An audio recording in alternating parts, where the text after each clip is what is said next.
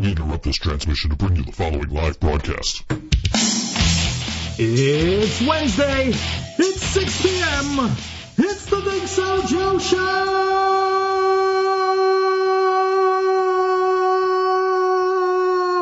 Yo, ThinkSoJoe. And Nick Landers is here. What's going on? I don't know what's up with my microphone. I sound like really, really distant. We're very close. I don't know, man. It's I have no idea what's going on. That's you, man. I don't know anything about that shit. I don't know. Maybe I'll swap microphones in between. I don't really know. That could work. Yeah, I don't know.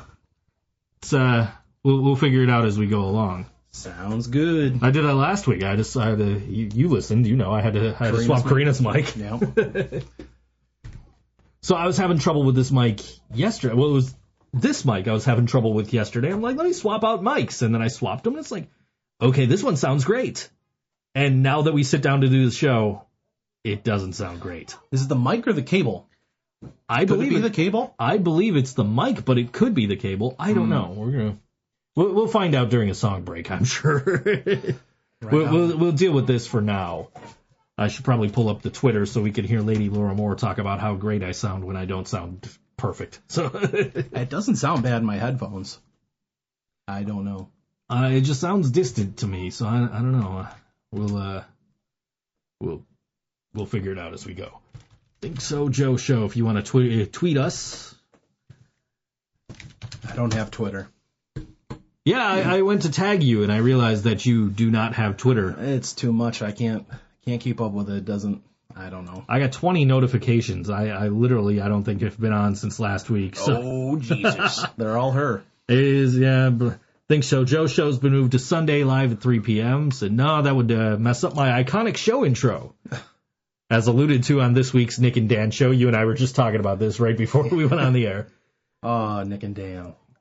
Doing this ThinkSoJoe show with the host of the Nick and Dan, or the star of the Nick and Dan show. Yes, the star of the Nick and Dan show. You're absolutely right. She said, the show is now 5 hours and Joe can't have co-hosts or guests, only one song break, and must have weather updates from Mexico City. I told her that would mess up my work schedule, and she said, oh, well, I guess the show is canceled, but we're here, and I've got JT from Board Wrestling Fan defending me. He says, unlike her movies, people actually listen to my programs. Bada bing!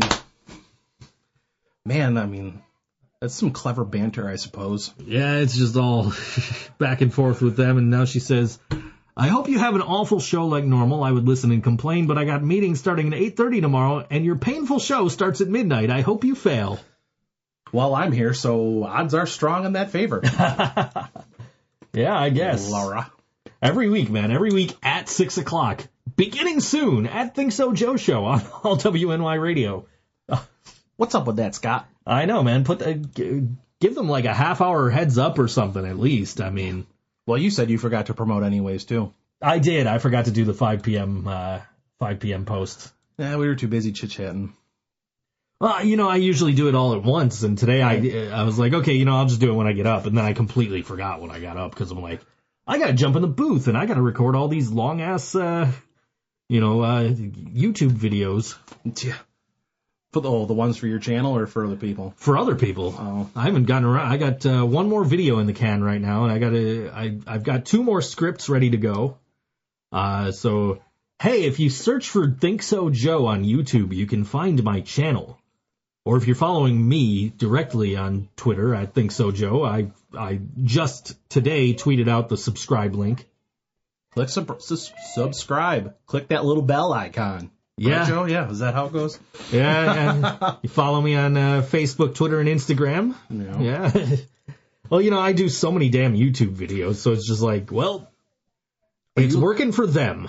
Do they tag you when you do videos for them? Like, will they tag you so people can find you? Or no? I've got one guy who tags me when I do videos for him. Well, that's unfortunate that only one, considering how many you do. Well, yeah, but I mean, you know, I'm in real good with this guy, and he, well, that's good. You know, he actually just did his 10,000 subscriber giveaway video, and he sent me the script, and he gave me a place to just plug the voiceover aspect of my gimmick here. That's cool. At the time, I didn't have the YouTube channel up and running, so I couldn't plug my own channel. So it was just like, all right, cool. I'll just plug the tsjvoiceovers.com. If you need me for voiceovers, it'll sound better than I think I sound right now. Yeah, I mean, I don't know. I'm still kind of learning the whole all social media. Those people are loud outside, man.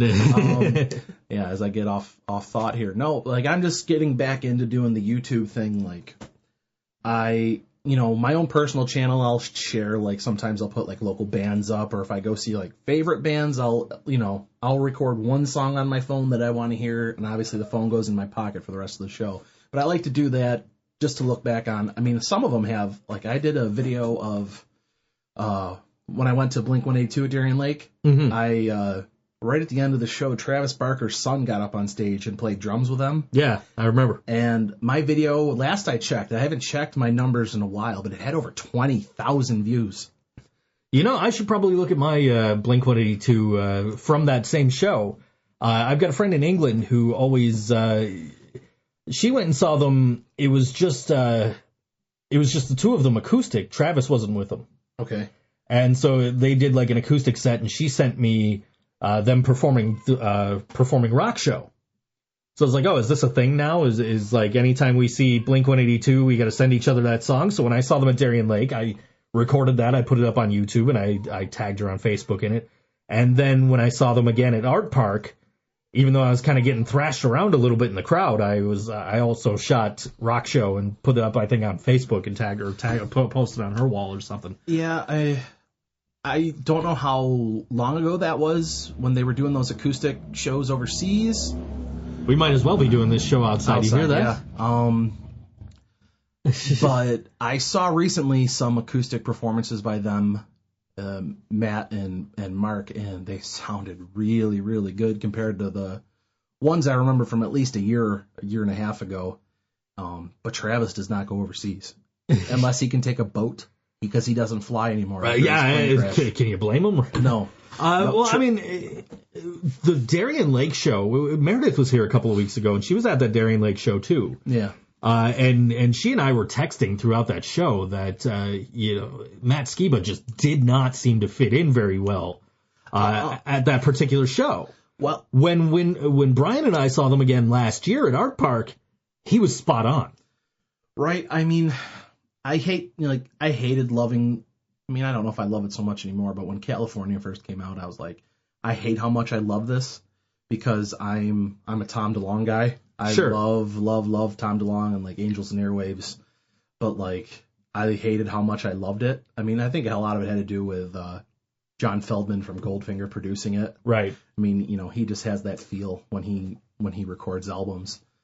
But like when they play the songs off California Live, I thought it sounded so good. But then it's just so weird hearing him sing songs that Tom sang, because they're just completely different musicians.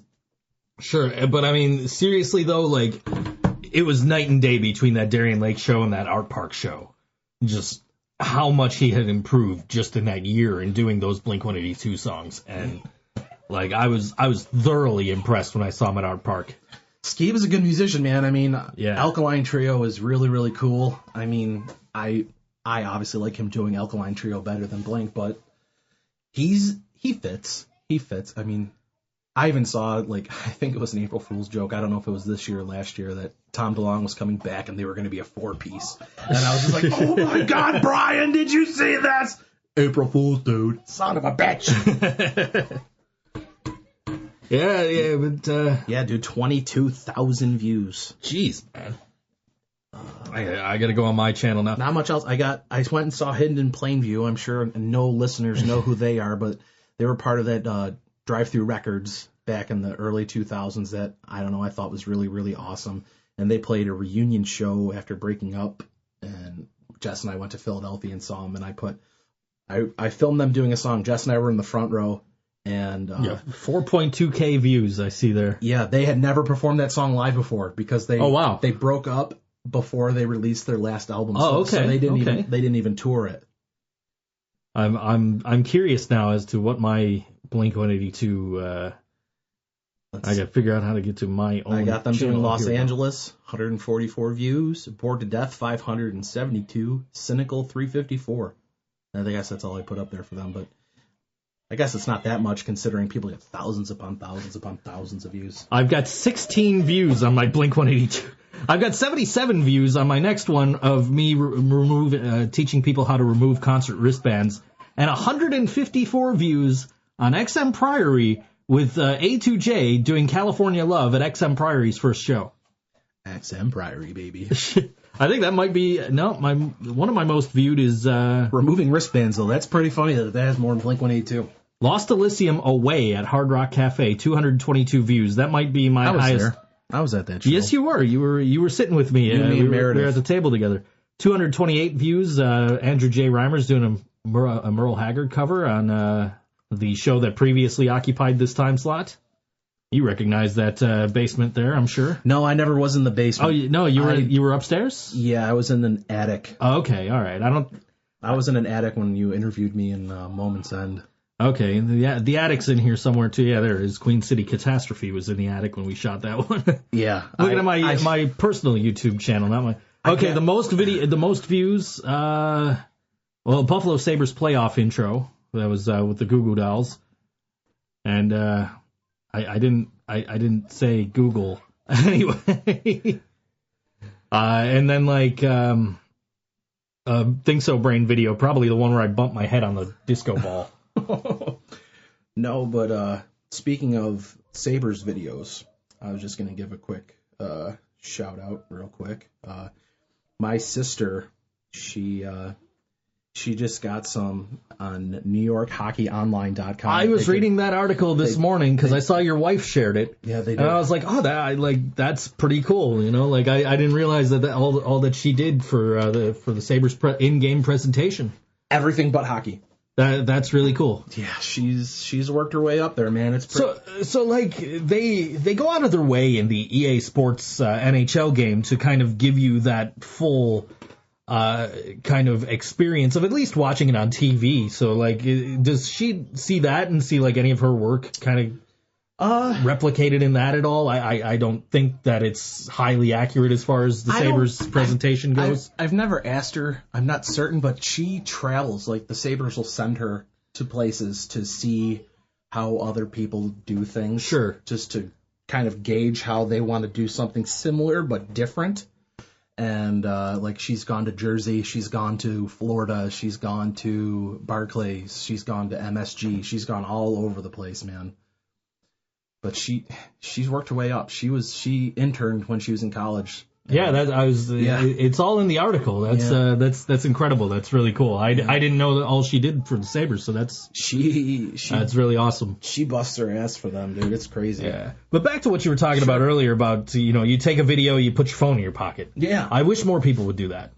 To be perfectly honest, because like how many times have you been at a show and you're towards the back and you're watching the show through somebody else's cell phone? It's annoying. I hate that. But and now see, for me, when I go to when I'm putting on a show, I have a camera out for at least 2 songs for each band. Yeah. Because I'm doing the Facebook Live, and then I'll break out the Zoom camera and shoot another song for the All WNY YouTube. So I'm like constantly. Did you do a second one at Nietzsche's? I saw you did Facebook Live of us. No, I started doing I got the Zoom camera a couple of shows ago. Okay.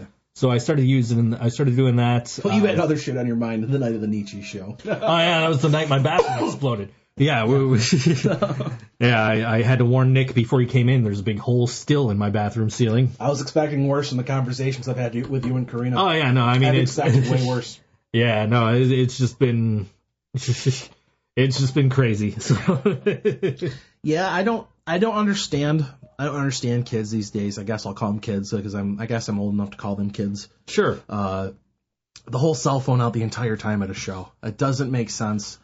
And then they upload all the fucking songs on YouTube. So when I want to see something that's shaky and you hear them singing off key and you hear them singing the wrong lyrics, and it's just like Goldfinger on their latest record wrote a song called Am I Deaf? And they pretty much talk about, video record every show you see, sing along, but you're not here with me, something like that. You got to live in this moment type of thing. A friend of mine went and saw A Perfect Circle, and A Perfect Circle is like no photos, no video, not even on your cell phone. And if we see you doing it, we're taking it away. I think when Tool was in Rochester, nobody was allowed to have phones out. I think Tool was doing the thing with, I don't know if they did it in Rochester, but they were doing a thing where, like, we're going to give you a bag to put your phone in, and if you want to take your phone out of the bag, you have to go unlock it outside of the venue, like out in the hallway. I think it was the same tour. I think it was the same rules. Yeah. So, I mean, that's kind of an extreme, but I mean, you know, like, I get it. As much as I'm paying for concert tickets these days, I don't want to watch it through my little screen. If I can try to get one, maybe two halfway decent pictures on a zoomed cell phone, just one clear enough just to like throw up on my Instagram. I will tell you this much. I am very thankful for the people that have been doing that for this Weird Al tour, because every single night Weird Al does a different cover song, like a straight up cover. So like when Brian and I saw him, he did Blister in the Sun by Violent Femmes. So I've been sitting here just like binge watching Weird Al doing just straight up cover songs, because like people will shoot those and it's just like, okay, cool. That's neat, because you're not going to get to see that in person unless you're one of those guys that's following his tour around. As long as somebody holds their phone steady. Hold it steady. If you want to do a little production where you zoom and maybe turn it slowly, you know, and don't sing while you're recording it. I agree with that. I'm okay with that, doing like one song, but just sit there and look with your two eyes. Christ, you spend as much money as you do on tickets. Just look at it with your eyes, not your phone. It's a bugaboo. What can I say? There's no stabilization on this Zoom camera, so I gotta like hold it as steady as I can, and even after that, I'm like, yeah, YouTube, fix this for me. Do you have like a tripod to set it somewhere? Or? You know, I am actually giving my tripod on Saturday to Eric Foster of Janie Crash and the Tall. Actually, I'm selling it to him. Janie Crash and the Tall Man. So I got a tripod that came with my DSLR. Okay. And I don't need it because I've actually got an adapter to put on a mic stand, and I had a spare mic stand, so that's what I'm using to shoot my show. Well, that works. I mean, yeah, it's perfect. It's taller than the tripod is. So. Yeah. And I was thinking, like, after I agreed to sell the tripod, I'm like, shit, you know, I could have used that for shows. Yeah. Oh well, whatever. You know, YouTube's got a great stabilization feature, so and that's where the videos from that camera are going. Cool. Yeah. But yeah, I'm actually selling them a music stand and a tripod, because I was like, I bought a music stand. If you watch my first two videos, you'll see me looking down, lots of cuts, and I'm looking down to read my script, because my script is on this music stand right in front of me. And so if you watch this latest one that's up, the liver transplant that beat terrorism, I watched it, and you can search for beat terrorism. It'll be the third one that comes up, by the way. So if you go on and you search for this video and you watch this video, you'll see me kind of like pause in between lines, and you'll kind of see me look up and to the left. And I had my tablet sitting up on a shelf right above my camera, so I was reading, I had a teleprompter going. And I was like, okay, that works. Well, that's clever. But I need to do something better, so I actually got a little adapter to hold my phone on top of my camera. So now in next week's video, it's going to be a lot smoother. That's that. That's the thing that's right on top of my camera there. So it's going to be a lot smoother, and it's going to look more like I'm looking right at the camera instead of up and to the left. I got that more with this week than the previous ones, though. I could tell you were reading and there weren't as many cuts.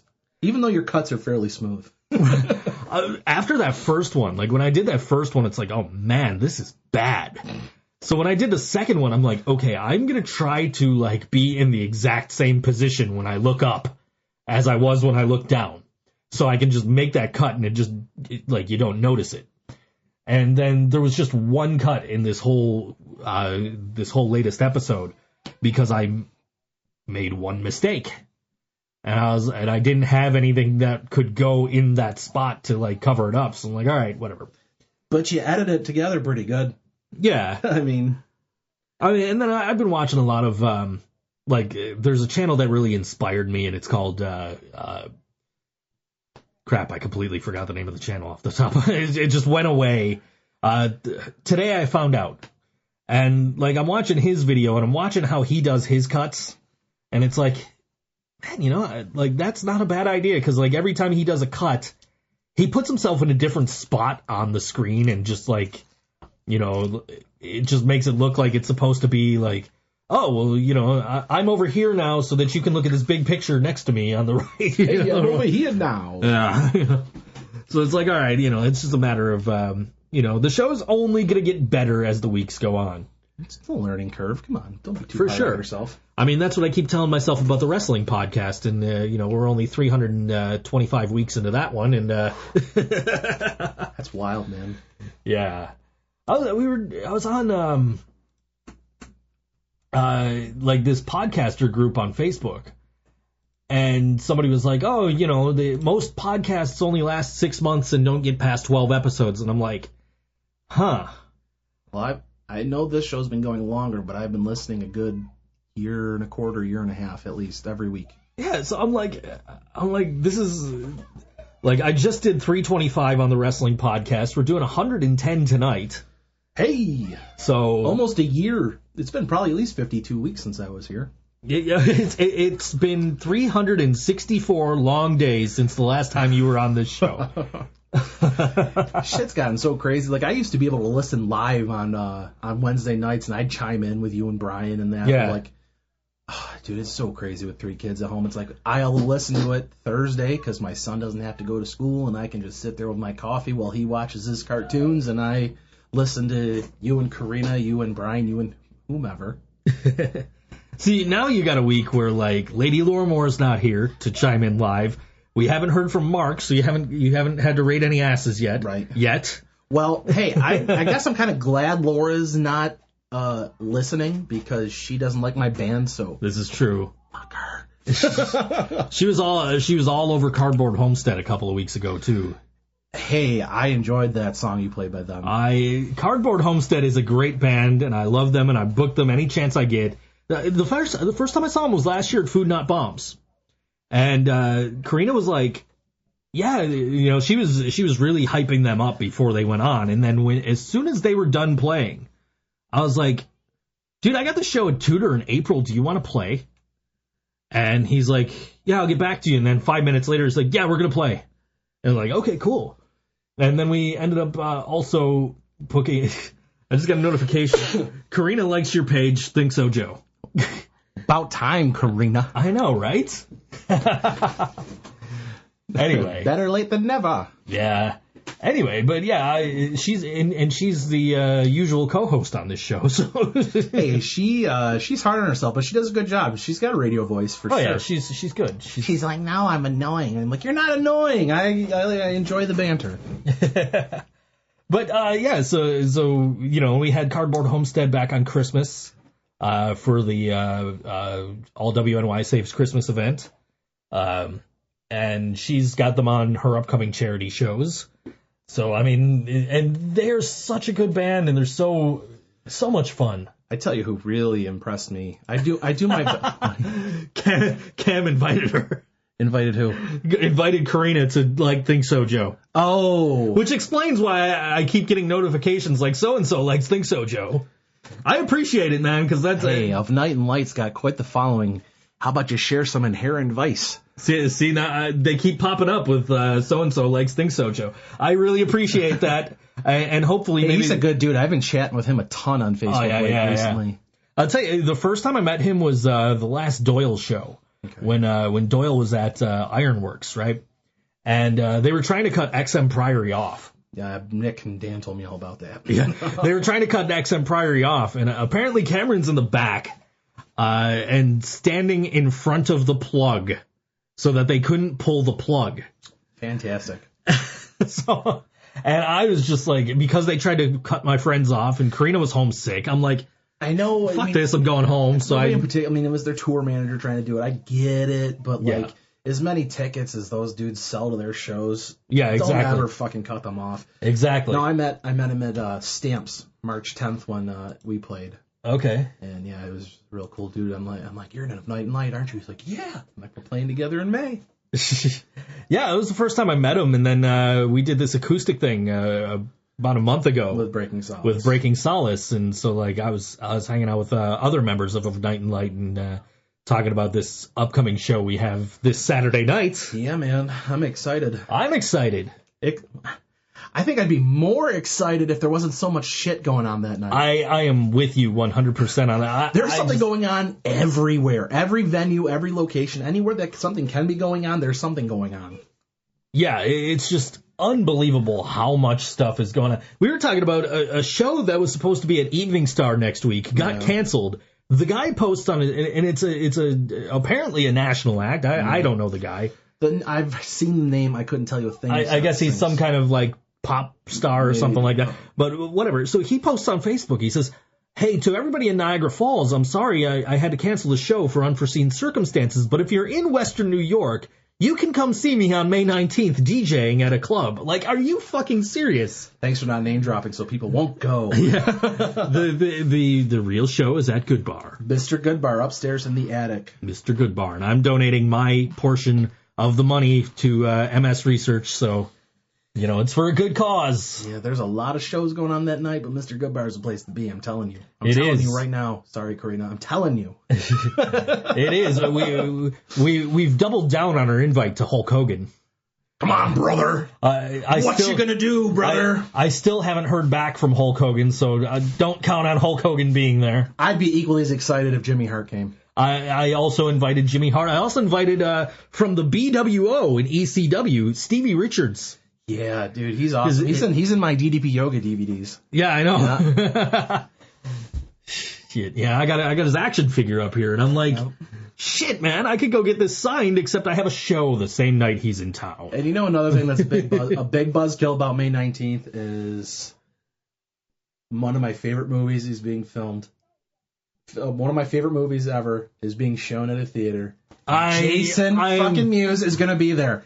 I am well aware of this, and I love Clerks. Clerks is one of my favorites. I am also upset. I will tell you what, I will not be upset if your excuse for not being at Goodbar is being at the theater and watching Clerks with Jason Mewes. Like, god damn, man. Did you watch Kevin Smith's Showtime special? No. No, it was funnier than shit, dude. You know what's funny is just this morning. It was filmed the night he had the heart attack and almost died. Really? Like, you heard about the heart attack? Well, yeah. Well, he was scheduled to do two stand-up routines, and Showtime was filming it, and they were going to take the best of both shows to make the special.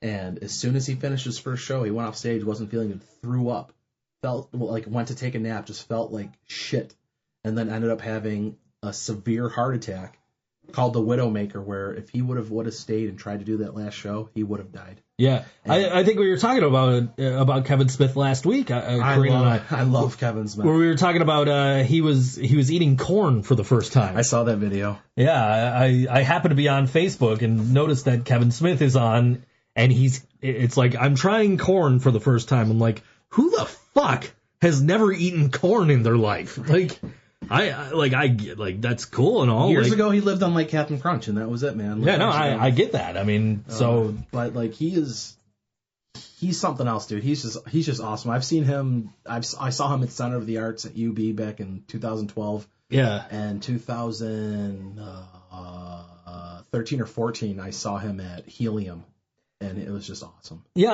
I've never seen him live. Just this morning, I finally bought the last movie missing from my View Askewniverse collection, which is Jay and Silent Bob Strike Back. I'm surprised you don't own that. You didn't own that until now. You know what? It's been on Netflix, or Amazon, constantly since I've had any of my subscriptions or whatever, and yeah. I haven't been watching movies a lot lately. I mean, I watched. Well, Brian's not here. There's no reason to. He's not making me. He's not making you watch movies. I was telling you, I watched Rocky the other day. I've seen that 100 times. I watched it the other day because it was on Amazon Prime, and I'm like, I don't got to get up. I can just watch this. I tell you, dude, the older I get, the more of a softie I become. And movies make me cry now. It's weird. I never cried when I was a kid. Even as a young adult, I never cried. But once I became a father, everything changed. Sure. So now, the littlest shit, I'll be watching a movie and I'll just lose it. Rocky 2. Rocky 2 when Adrian's in the coma and he's like, oh, dude, I can't. I'm a wreck. I'm a wreck during that. All right, let's get into some music here. We got them up on the screen here. Sure. So let's play some Archres. Yeah, I recently, they've been generous to give their discography away for free on Bandcamp, and I downloaded and I listened to it all on Monday, and it's fantastic. It's good stuff. It is fantastic, and if you want to catch this fantastic band live, you can see them this Saturday night at Mr. Goodbar, upstairs in the attic at Mr. Goodbar. There is an upstairs at Mr. Goodbar. Yeah, upstairs. Upstairs at Mr. Goodbar. Don't walk in the bar and expect to see the show. You actually have to go upstairs. Yep, upstairs. I have to carry my amps and stuff upstairs. You can walk your feet upstairs. It's very simple. Exactly. Nick has pre-sale tickets. I can get you pre-sale tickets. They are $5 pre-sale, $7 at the door. Yeah, save you $2. Just hit me up. And my portion of the proceeds for the night is going to go to MS Research. At least my portion. I don't know if anybody else is going to jump in on that. I'm not asking anybody to do so. And if they feel like it, that I'm not going to say no. But this is a tune from Archres. It's the latest. It's called Out of the Dark on all WNY Radio, the ThinkSoJoe Show.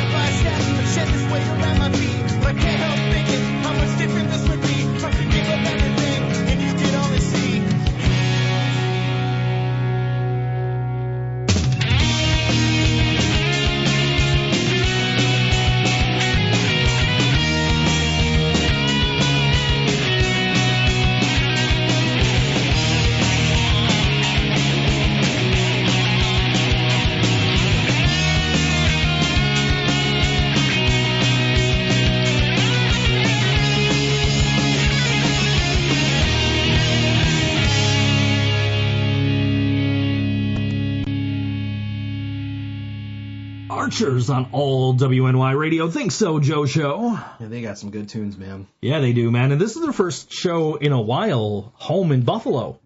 So, I mean, if you've heard them and you've been listening to them, and they've just put out their discography for free to basically promote this show. Yeah.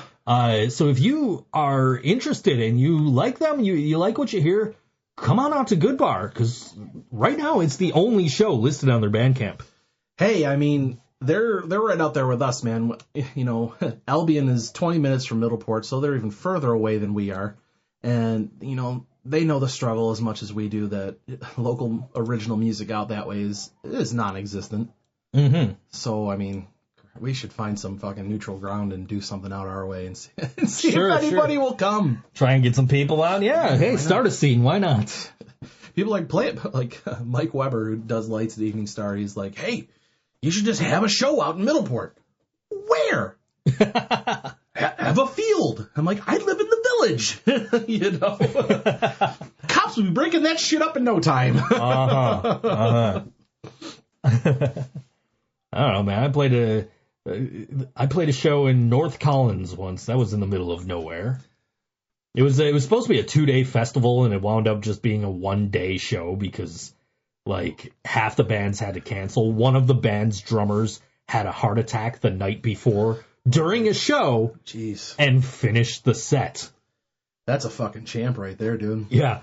They were friends of mine, Suffer the Wicked. And so when I heard the drummer had a heart attack, as soon as our show was over and I was in an area where I had cell reception again, I'm like, hey, what happened to your drummer? Is he okay? And they were telling me, yeah, he had a heart attack in the middle of the show, and he was just kind of slumping down, but he was still playing, didn't miss a beat. That's fucking scary, dude. And they're like, we didn't even know until after the show, and he went to the hospital, and sure enough, he had a heart attack. So he was out for a little while, and then all WNY had a all-day show at a place called Maggie's out in Tonawanda, and Think So Brain played early, and then later on in the night, Suffer the Wicked played. So, we played, I went to the movies, and I came back, and I caught Suffer the Wicked. It was the drummer's first set back after having the heart attack. Wow. And it's like, dude, I heard that you finished your set. He's like, yeah, man, I gotta finish the set, how you feel now? I feel great. I'm ready for this, That's wild, man. Oh, yeah. Yeah. The furthest Inherent Vice has traveled would be Centerville, New York, which is, I don't even know how far away it is. But it's out in Amish country, out where Adam Malone from Long Cold Dark, Eyes of the Blind, that's where he lives. And he hosted a show called Stevie Bash, and he invited us to play, and it was a riot, dude. Leroy Towns is this alt-country performer. Yeah. Adam played bass with them that night, and I'm like, man, I can hear your bass. I can hear everything you're doing. I'm like, you're awesome. He's like, thanks. I'm like, I can never hear you over Jason and Drew. I was like, I can never hear your bass over them. And I said that to Drew, and he's like, shut up. A year ago, I was on a road trip with Jason and Drew. Yeah. we went out to Foxborough to catch Metallica, and Long Cold Dark played that show, and so Adam played 2 sets, and we played Inherent Vice and the Dreadnecks. Yeah.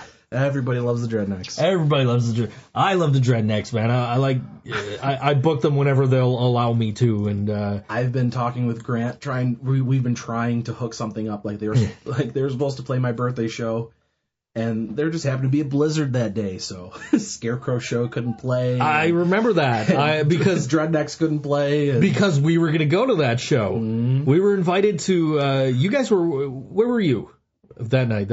We were playing. I don't know. Second or third? Evening Star. Was it Evening Star? Yeah. Okay. Karina was going to work door, and she's like, "Dude, the roads are so That's bad." right. That's right. Because I was with her when you had asked her. So she was, or when she volunteered anyway. Yeah. And just but we were invited to that, and there was also a show at Stamps that people wanted us to go to, and we're like, no, the fucking Dreadnecks are playing. We're going to Evening Star. And then just everything was so bad. And I think Dreadnecks canceled and Scarecrow Show canceled. And we're just like, well, shit, we're, you know, as much as we love Inherent Vice, you know. There was maybe 5 people there, if that. And Nick and Dan were coming because, you know, they live right in the Falls, and they were coming.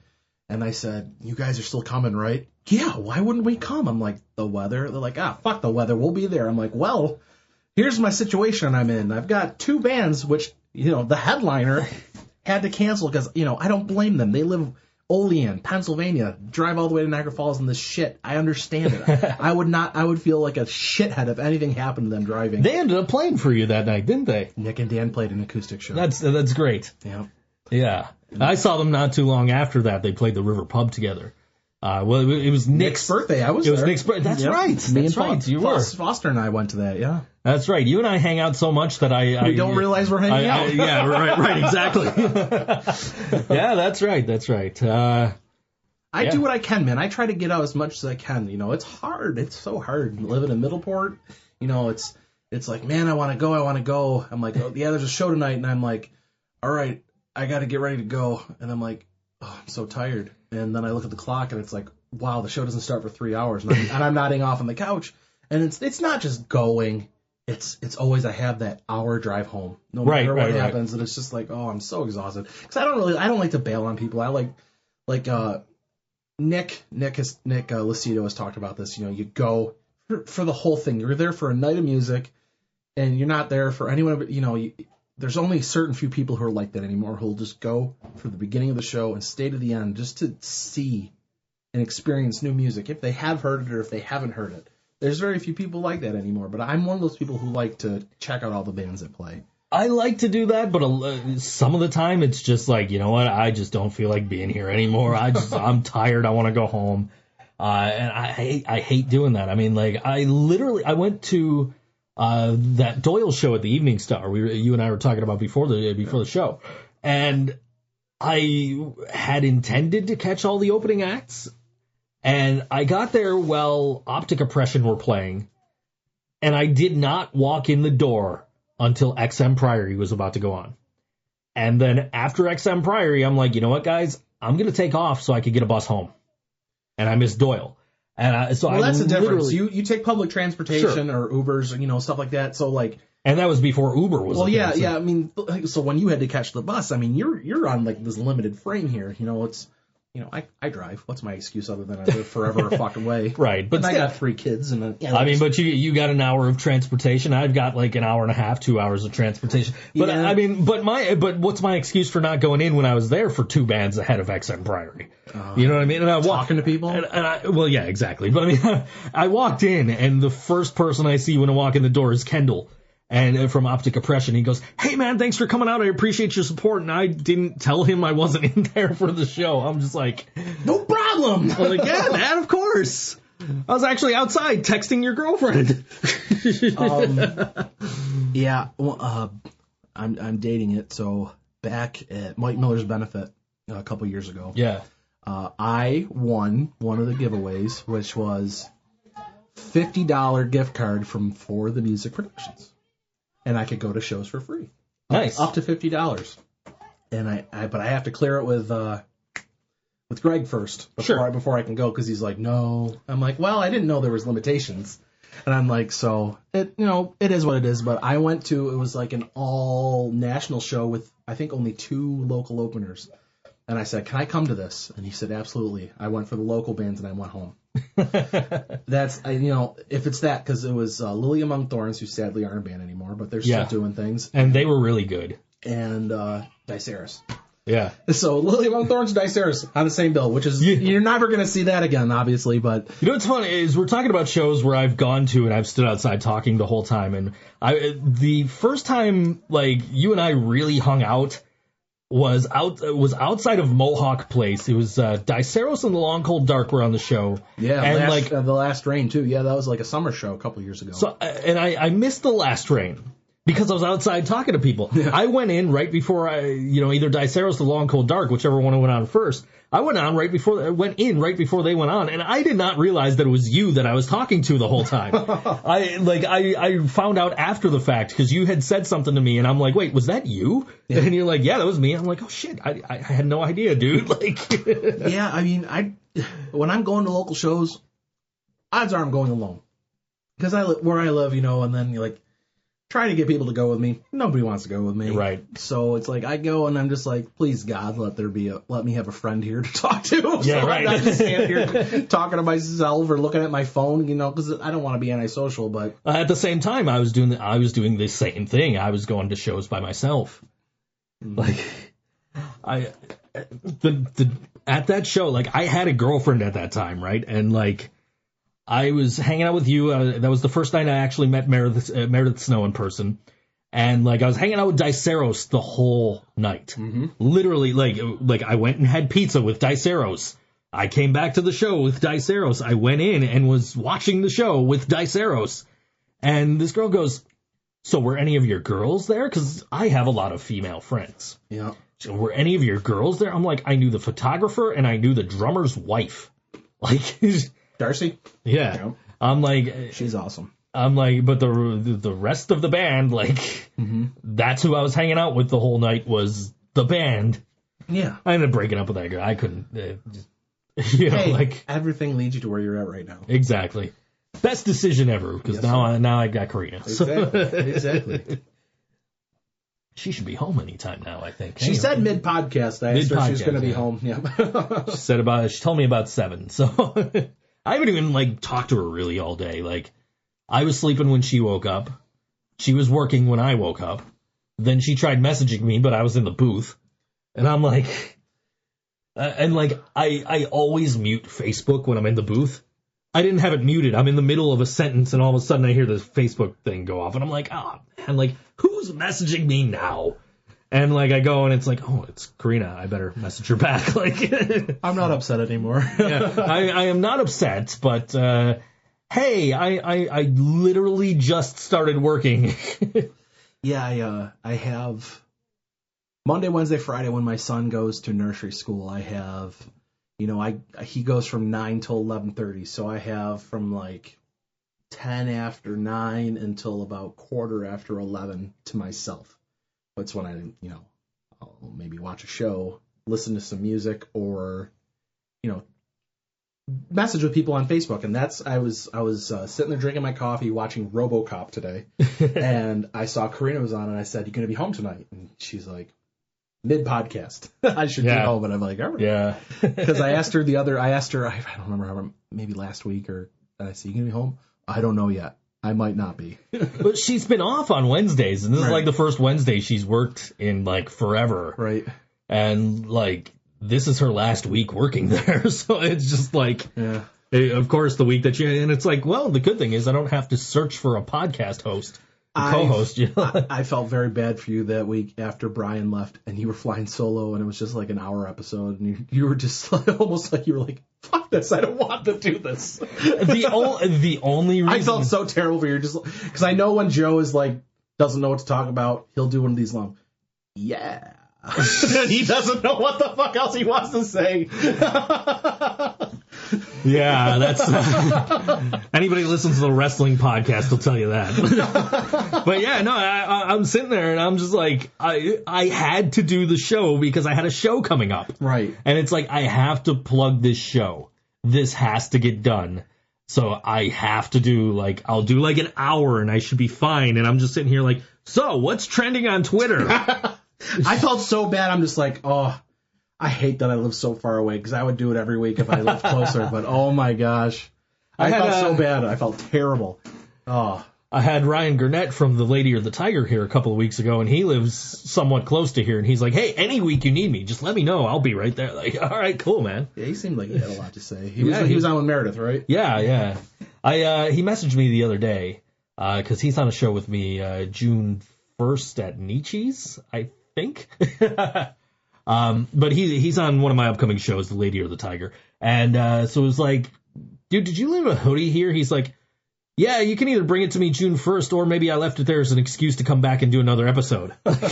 Hey, man, I'm okay with that. You know, like, either way is fine with me.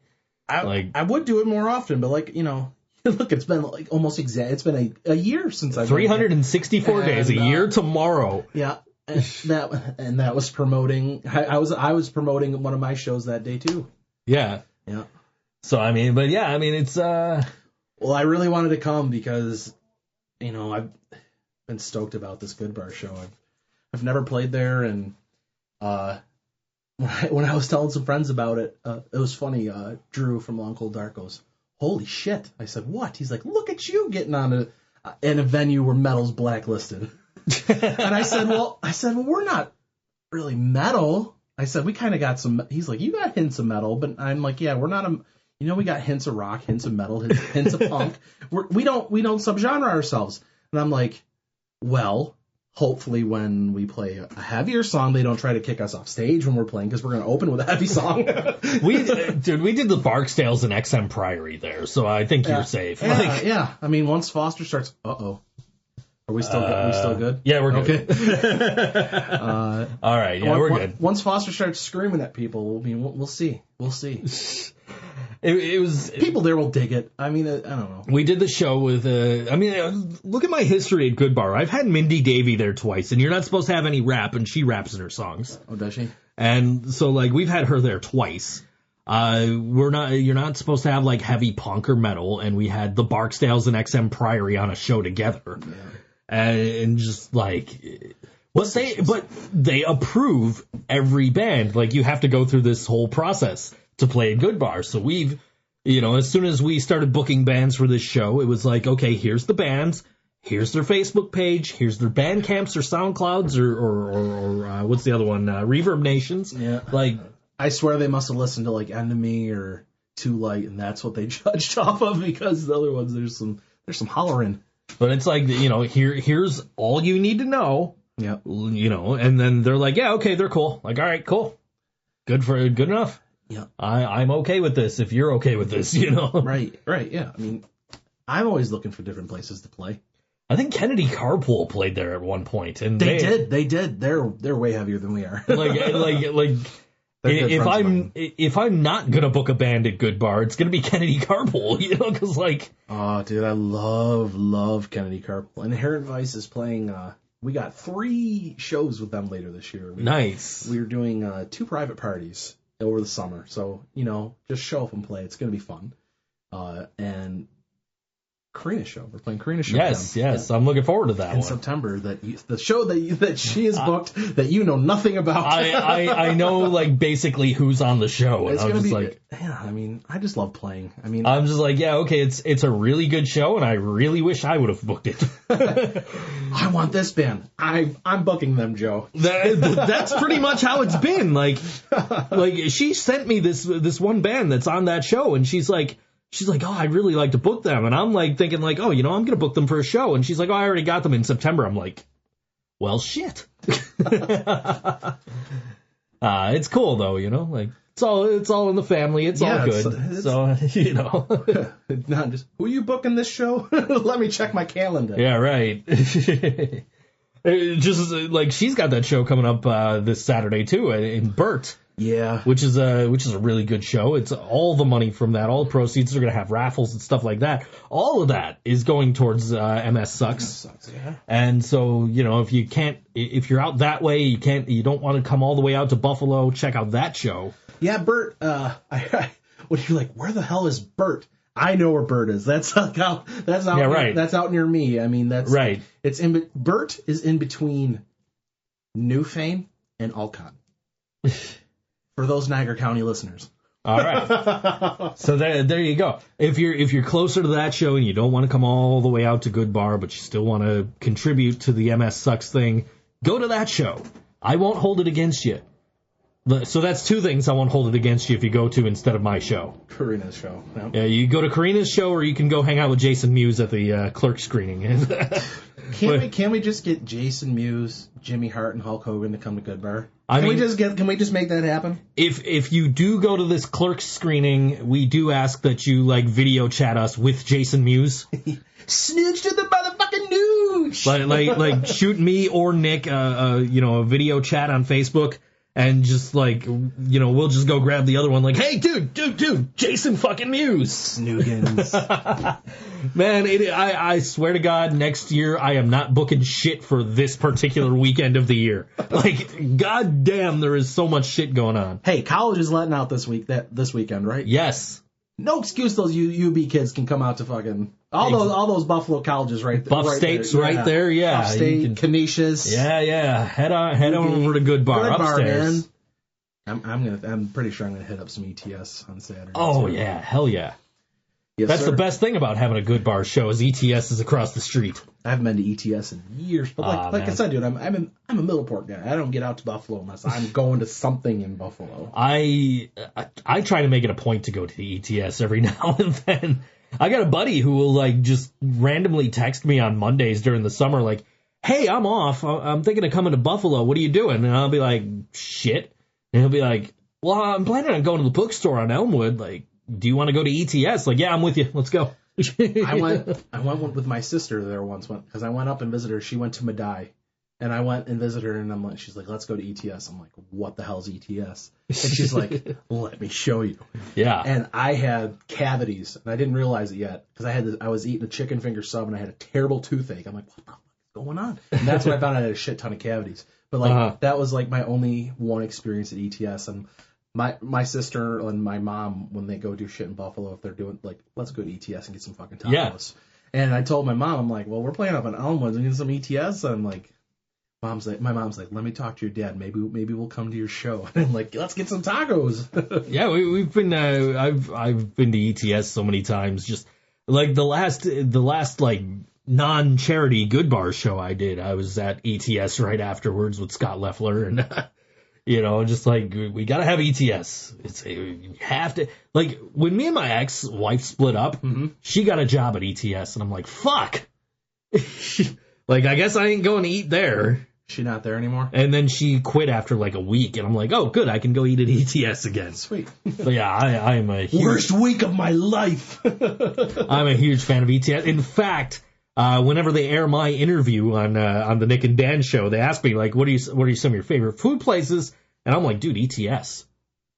When Inherent Vice is going to be on season 2 of Nick and Dan, and we were talking about what we like to cook. Yeah. So that's something to look forward to. It was a funny segment. Yeah.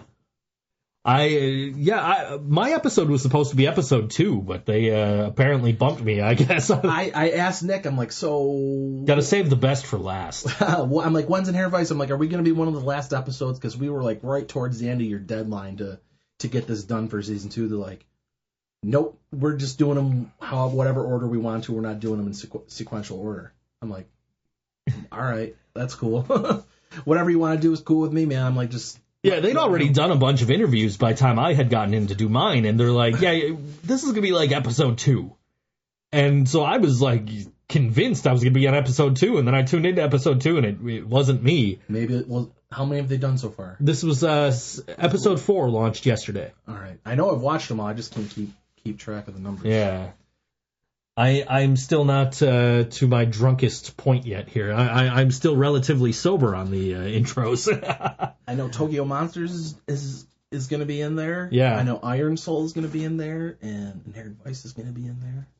I believe Breaking Solace did an episode. Oh, did they? Cool. I am going to be on there at some point. A whole Think So Joe episode? A whole Think So Joe episode. Oh, man. I'm looking forward to this. The reason that they got to put it later in the season is because I am the star of that show. The star of the show.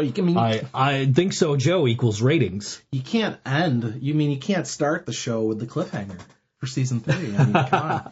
Yeah, I Think So Joe equals ratings. That's why I intro the Nick and Dan show every week. I am the star of that show. I'm billed after the skeleton. Okay, that's how important my role is. I'm billed after the skeleton. Carl Winslow. Carl Skelly Winslow. What a lush bastard. Yes, indeed. All right, we're going to jump into a tune from Of Night and Light. And this one's available for free on their Bandcamp. No, actually on their website, of Night and Light. Easy for me to say. Of nightandlight.com/music you can get this song on. And this is called Broken on all WNY Radio, Think So Joe Show.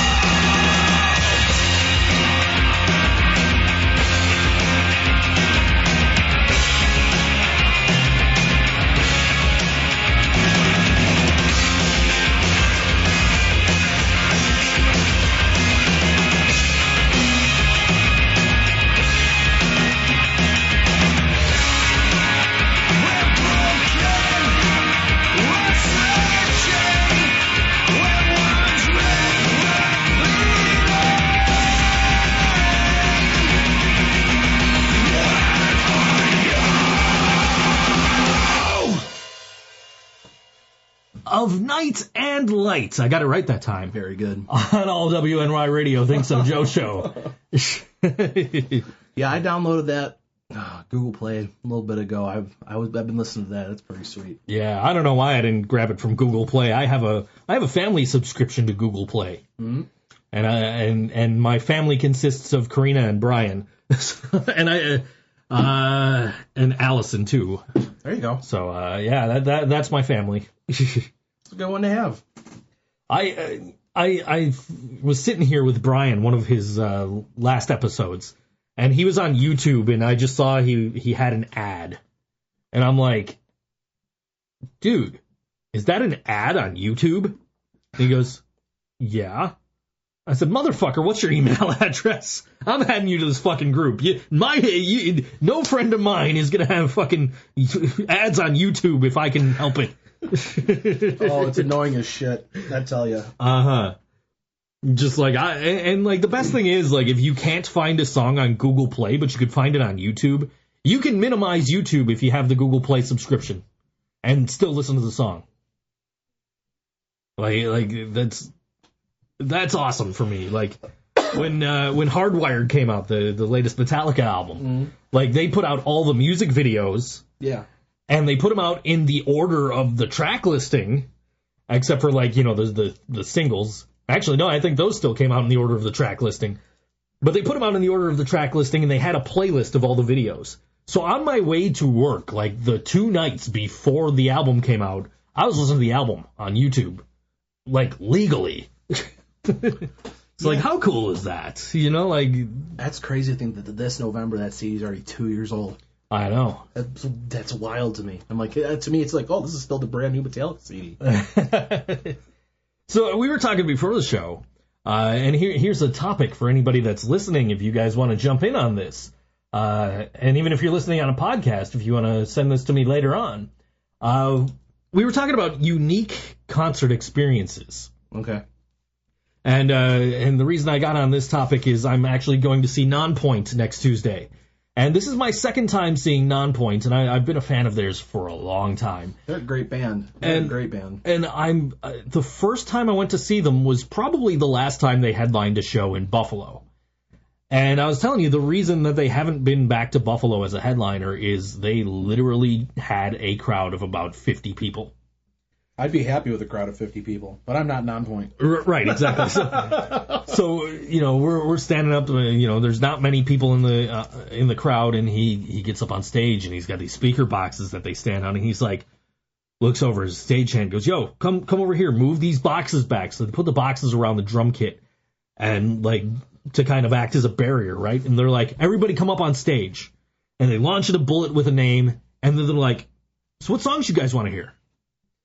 And just like, that was just like a really cool, like, unique concert experience. Yeah, I actually got to open for Nonpoint back in 2014 in one of my old bands called Moment's End. We opened at Braun's Concert Cove, which I guess is in Akron, New York. I've heard of that place. Is that still around? I think they closed. Is it called Mooney's now? I don't know. It might be called Mooney's. Okay. But I had reached out to Nonpoint, actually, when I saw that the concert was announced, and I said, uh-oh. I asked if, is Karina home? Yeah. Okay. I asked Nonpoint, I said, do you need any local support from this show? Because I didn't see anything attached, like, I didn't see, like, a promotion or anything. It was just a Nonpoint show. And they're like, well, you'll have to reach out to whoever's holding the show and ask the promoter, whoever, if you can jump on. That'd be cool. Like, so they responded on Facebook. That's pretty cool. And I reached out to Braun's at the time, and I said, hey, you know, this band I'm in, we're along the same lines of Nonpoint, you know, this hard rock with like a groove feel. I think we'd be a good fit. And they're like, you've never played here. We've never heard of you. No, you cannot play here. And I'm like, well, all right. And then it was a week before the show. To the day, it was 7 days away. I was unfortunately standing at my old lead singer's dad's wake. Oh, no. So we were at the funeral home, and we went outside, and my phone rang, and I'm like, I don't want to answer this. And he just shook his head and said, don't worry, answer it. I said, hello, and they said, you know, this is so-and-so from Braun's. Would you still like to open for Nonpoint next week? And I said, hold on 1 second. Would you like to open for Nonpoint next week? Yes. And then, okay, well, give me a call tomorrow and we'll talk things out. Okay. Can you sell 50 tickets? I'm like, in 6 days? No. Right? I flat out said, no.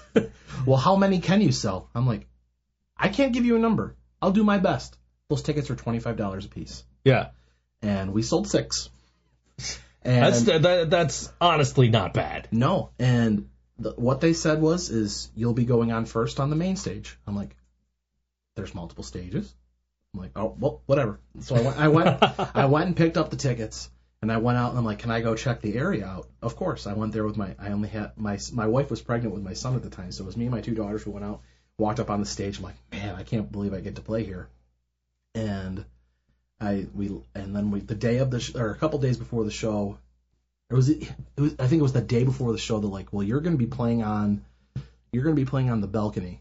I'm like, at the balcony? Yeah, up here on the deck next to the outdoor bar. I said, what? They're like, you said we were playing on the main stage. They're like, well, that's changed. I said, the day before the show. Well, do you have a PA? I said, no. We don't have a PA. Well, don't worry. I guess we can provide one for you. What? And I said, okay. And we get there, and this guy's like, here's your PA. I said, what? Here's the PA. You said you needed a PA. Here's your PA. And I said, well, who's going to run sound for us? Guy's like, you don't want my fucking PA? Fine! Slams the bed of his truck. And I'm like, whoa! God damn. And I said, we were told we were going to be provided sound. Well, you're provided sound. Do you not want it? Fuck you. I don't have to be here. And I'm like, oh my God. And I just like walked away. Yeah. And then like my guitarist, he's like, he's a counselor. So he's like handling the situation. Right. And, he talked to the guy and then like they all brought the PA stuff over and we set it up. It was a DJ PA. So it was a little PA, 2 outgoing speakers, 1 microphone. Great. No monitors, nothing was mic'd up. We played outside in a little cove on this thing. And they made us play. You're like, you start your set at 5 p.m. when doors open. Okay. And you can play for an hour and a half. I'm like, we got 40 minutes. Yeah, right. And they're like, fine. But you will be starting when the doors open. If you start 5 minutes after doors open, you might as well not play. Jesus. So we played. We played maybe in front of 10 people. Nobody showed up when doors opened at Nonpoint. Of course. And Nonpoint was sound checking while we played. Oh, great. But we got to meet Nonpoint. That's cool. We got linears, little lanyard, little thingies, you know? Right. It says Nonpoint support on it. So Nice. that's fucking cool. And we met them, and they were all very, very nice people. That's awesome. And, well, I didn't get to stay. My wife she had the flu, and she was pregnant with my son at the time. Right. So I bolted after we played. Yeah. And then I ended up seeing him again. That was like in June of 14, and then I saw him in December of 14 at Montage in Rochester. And it was them, Head PE,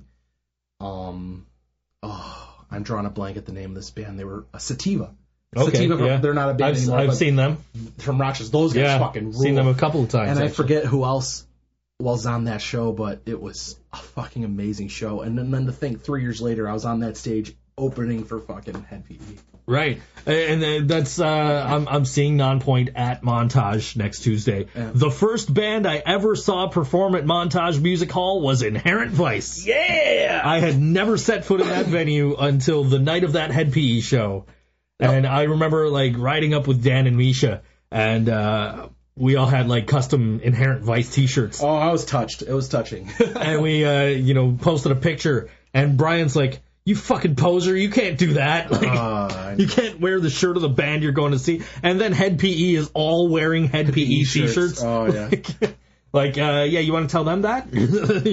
Hey, I don't care, but they gave us a shout-out, even if they did read it off of the stage list. Yeah, right. I don't care, but they gave us a shout-out, and they said they wouldn't be able to do this show if it wasn't for the local bands busting their asses as hard as they do. Head PE, stand-up dudes. For sure. Actually, I had...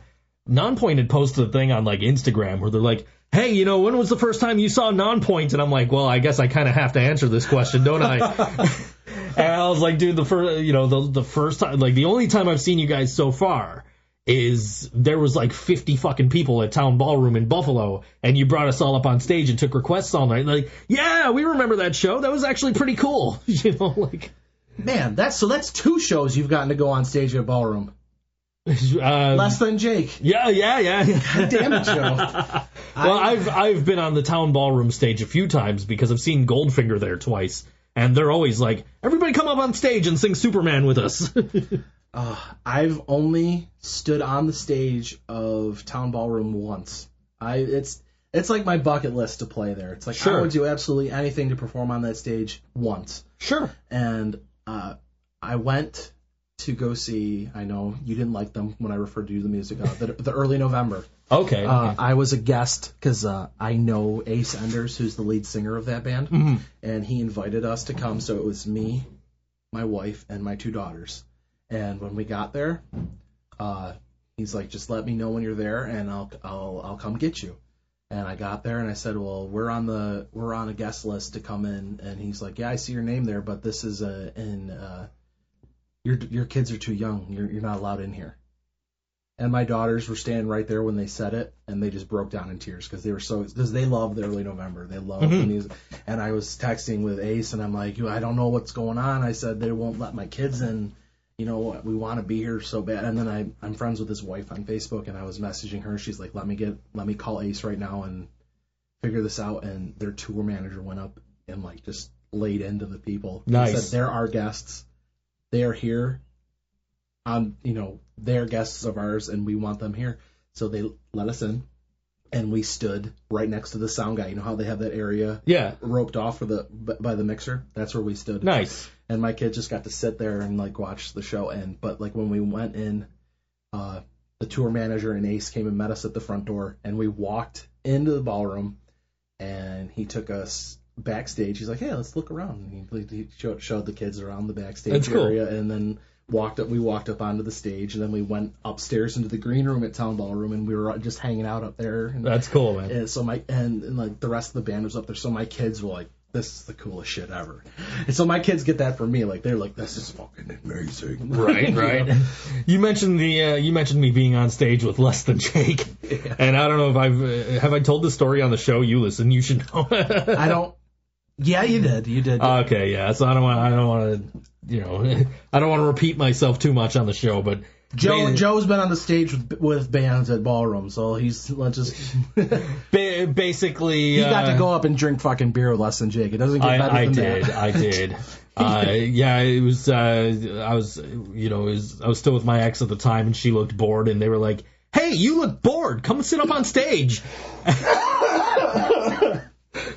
Yeah. And I was there at that show, and I didn't even know you then, and you're like, right. I'm like, "Oh, I love Less Than Jake," and you're like, "Oh, I've seen them, and I saw them with Real Big Fish." I'm like, "At Ballroom?" "Yeah." Like, Streetlight Manifesto? "Yeah. I was there, and my wife was there." "No shit." He's like, "You know the people that got up on stage?" "Yeah." "That was me." Yeah, I'm sitting up on the drum riser, just and their bass player hands me a beer. I'm like, all right, cool. I'm drinking with Less Than Jake. I'm okay with this. God, I love that band. I've met them and hung out with them a bunch of times. Yeah. They're so fucking cool. They're the raddest fucking dudes in the punk rock scene. I actually stumbled upon a picture of me with Real Big Fish a couple of days ago. I was just going through some shit and like, oh hey, there's me with a couple of members of Real Big Fish. It was funny. The last time I went to Warped Tour, I think it was in 2016 maybe, and I bought a Real Big Fish like Hawaiian shirt. Right. And I wore it to Warped Tour, and there was this long ass line to meet Real Big Fish, and I just walk up. I'm like, "Nice set, Aaron." He goes, "Nice shirt, nice shirt. You look awfully handsome," he said, or something like that to me. But yeah, I've met Aaron a bunch of times. So this last Less Than Jake show, the one where I injured myself after the show, they were like just pointing out people wearing Hawaiian shirts in the crowd. And like every single one that they brought up, because they were bringing people up on stage, and they're like, "Hey, that's a really cool Hawaiian shirt." And then one of the other members is just like, "Yeah, it's a Real Big Fish t-shirt. It's a Real Big Fish shirt." So like half the people in the crowd were wearing those Real Big Fish Hawaiian shirts. Yeah, they've sold a couple different ones, but I got the first one they ever did, and I've played one show with it. Maybe I'll wear it this weekend. maybe I'll wear it Saturday. We'll see. You wear yours, and I'll wear my one fish, two fish, red fish, Real Big Fish t-shirt. Let me go into my closet. I think we'll just go all out with the Real Big Fish theme, just for the hell of it. Yeah. Just for something to do. We're the furthest thing from ska music, but it's pretty funny, right? It's either that or I'll wear a Hulk Hogan t-shirt. So. Yeah. What you gonna do, brother? What if he shows up and you're wearing a Real Big Fish shirt instead of a Hulk Hogan shirt? You should have it as a backup. I think I'll put it in my bag because I'm gonna bring my bag. So I'm gonna bring my camera and all that shit. I'm gonna have my bag with all the flyers and everything in it too for the next show. So yeah, I'll pack that Hulk Hogan shirt and my BWO shirt since I did invite Stevie Richards to the show too. Stevie Richards, dude, that'd be so cool. Yeah, he'd be like, "Oh, you saw me in DDP Yoga. Why are you so fat?" Oh man, but yeah, like I've been a huge I wear BWO shirts whenever I go to wrestling. So like. And that's been a tradition of mine since WrestleMania 24 in Orlando. So for a decade, I've been wearing a BWO shirt to almost every wrestling show I've been to. So it's yeah, okay, Stevie Richards is in town, but I don't get to go to his show, so maybe I could get him to come to mine. He's showing me a picture. He's got the Real Big Fish shirt on, and he's playing. It's funny. That was the first time when we opened for Mustard Plug at Mohawk Place, and there was a guy there. He looked like me almost. He was wearing the exact same shirt I had on at the show. Really? I was wearing this. I was wearing that at Warped Tour. and I ran into him at Warped Tour. Wait a second. No, this was before Warped Tour. So I wore this shirt to the show, and that guy was there. And I wore this to Warped Tour, and the guy was at Warped Tour watching Real Big Fish wearing the same fucking shirt. And we're like, hey! Fucking hit him. Dude, I was so fucked up during Real Big Fish. Like, I was smoking weed, and I was drinking, and I'm just like, in the pit, and just like, don't puke and don't pass out. Don't puke and don't pass out. Don't puke and don't pass out. And just like, I survived through Real Big Fish. And I was like, all right, I'm not drinking for the rest of the day or smoking any more weed. I am just like... Was that at Warped Tour? Gonna enjoy the show. Yeah, that was at Warped Tour. That was the first time I saw the Interrupters. That was last summer. No, that was the summer before. Oh, 2 years ago? 2 years ago. That was the same show you were at. But we didn't see each other. But apparently we did not see each other. Yeah. I rode up with Meredith. I hung out with my buddy Brandon, then I hung out with my friend Kat for most of the day because Meredith was taking pictures and whatever. She saw me. She took a picture of me when I was watching Less Than Jake. I never saw the picture, so she never posted it and never shared it with me. But I was just like standing front row against the barricade, singing my heart out because I adore Less Than Jake. And she's like, "You look so cute." I'm like, "What?" She's like, "You were singing your heart out like nobody was watching." I'm like, "You have no idea. I love Less Than Jake. I absolutely love them." I've seen Less Than Jake at least 4 times, and this last time was like the first time that I went into it like actually knowing anything, because I never really like listened to them. So like even the time where I got up on stage, it was just like, they've been around since the late '80s, man. I know. And I'm just like, I don't really know any of this stuff, and that's how we ended up getting up on stage anyway, because we knew all the Real Big Fish stuff, right? And we were there for Real Big Fish, so we were just kind of sticking around for Less Than Jake, because my friend that was with me was huge into Less Than Jake, and so now like this last time we'd been listening to just like ska radio on Google Play, which is playing like Real Big Fish and Less Than Jake and like all those bands like that, and it was just like, so I knew a bunch of the songs going into this one. I'm like, okay, cool, like I'm mildly prepared for this show. Yeah, I should just get a jump drive and fill it with Less Than Jake for you. Yeah, I've oh wow, he's got the picture of him and the guy. Both wearing the Real Big Fish shirt. Oh God. Yeah, but yeah, I mean that was it's more fun for me when I actually know the music. So to see Less Than Jake this last time was just like, oh man, okay, I'm ready for this, and I won't look bored this time. Did you go to was Goldfinger and Real Big Fish at Ballroom? Yes, I did. I do believe I've seen them together. I don't know if it was at Ballroom. I saw them at Snow Jam in 2001. I did see them at Snow Jam. And then the next time I saw them was Snow Jam was in 2001, and then we saw it was me and Jason Gardner, my bass player. Yeah. We saw them in 2001 when we were in high school, and then 10 years later we saw them together at Town Ballroom. Yeah, I'm pretty sure I've seen them together twice. And so I'm sure they've toured together a gajillion other times. The second one had to have been Ballroom. But yeah, I saw them at Snow Jam. It was me and my buddy Sean went, and just like that was a crazy 2 days. I only went the day that Goldfinger and Real Big Fish played. I didn't go the other day. I'm pretty sure we went both days.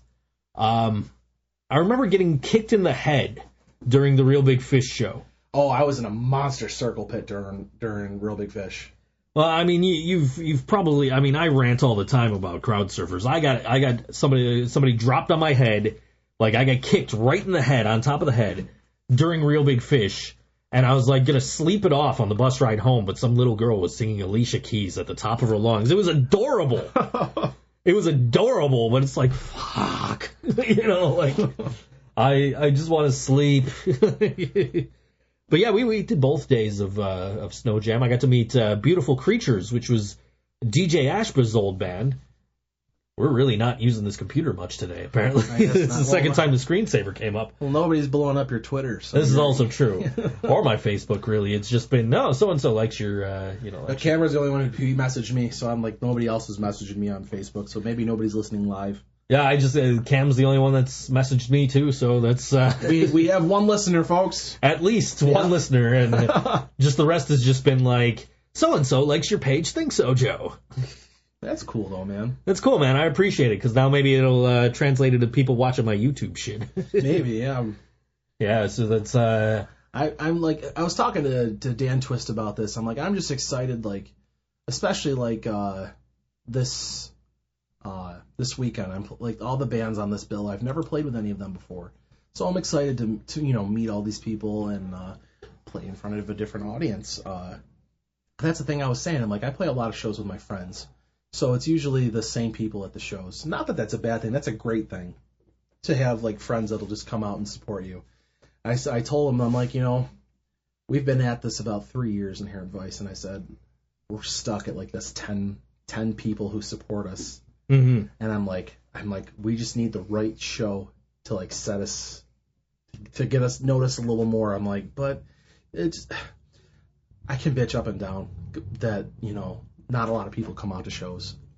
You guys did a bunch of shows with Harry. As you filling in on drums for you. How many? We did 4 shows with Harry. You did 4? I think I was at all 4 of them. You were at 3 of them. Was I at 3 of them? I knew I was at a majority of them. We did Mohawk Place opening for Mustard Plug with Harry. That was the one I wasn't at. Right. We did Head PE with Harry. We did Evening Star with Harry. You were at that. Mm-hmm. And then Green Jello with Harry. Right. Mohawk. So yeah, you were at 3 of the 4 shows. Yeah, and I remember you were like, "This is our 4th and final show with them." And I'm like, "I've been in 3 of those." Like, that's like that's pretty cool. Like, I apparently see Inherent Vice like every time they play. Which and the fact is, and we were talking about it last week, and I know you.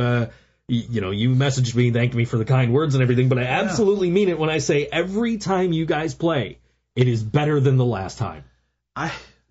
Dude, I get verklempt when I hear you say this shit. I mean, I do it for fun. I mean, it's just what I do for fun. It's like Inherent Vice is just something that happened. That's all it is. It's something that happened. Like, it wasn't planned out. It's like I was in Moment's End, and then that ended real ugly. And then I took some time off because my son had just been born, and I joined Iron Soul.